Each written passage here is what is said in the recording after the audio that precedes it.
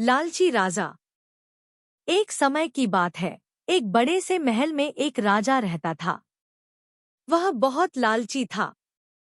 उसके पास बहुत सारे पैसे होने के बावजूद वह उससे संतुष्ट नहीं था। एक दिन एक बूढ़ा आदमी राजा के महल में आता है। वह राजा को एक अनोखा हीरा दिखाता है और कहता है कि इस हीरे से तुम जो कुछ भी मांगोगे वह तुम्हें मिल जाएगा।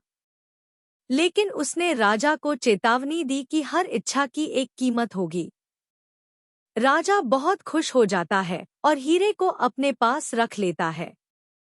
वह अपनी पहली इच्छा मांगता है कि उसे ढेर सारे सोने के सिक्के मिल जाए। अचानक से उसका कमरा सोने के सिक्कों से भर जाता है।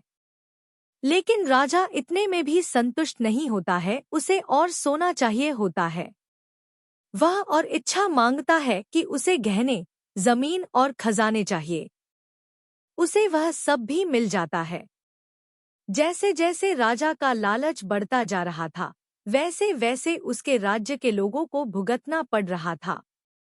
वह सब गरीब हो गए, उनकी जमीन बंजर हो गई, क्योंकि हीरे से मांगी गई इच्छाओं की कीमत उसके राज्य के लोगों को चुकाना पड़ रहा था। लोग गिड़गिड़ाते रहे राजा के सामने कि वह रुक जाए, लेकिन राजा ने उनकी एक न सुनी।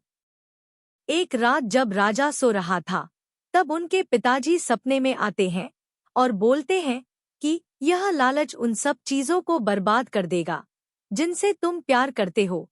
राजा की नींद खुलती है और उसे अपनी गलती का एहसास होता है। राजा ने सभी लोगों को एक साथ बुलाया और अपने आप को बदलने का वादा किया। उसने अपने धन का उपयोग लोगों की मदद करने और राज्य को बेहतर बनाने के लिए किया। राज्य फिर से सुखी और समृद्ध हो गया।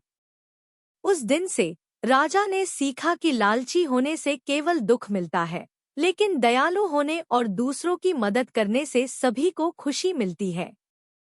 लालच दुख और विनाश ला सकता है, जबकि दया और निस्वार्थता सुख और समृद्धि लाती है।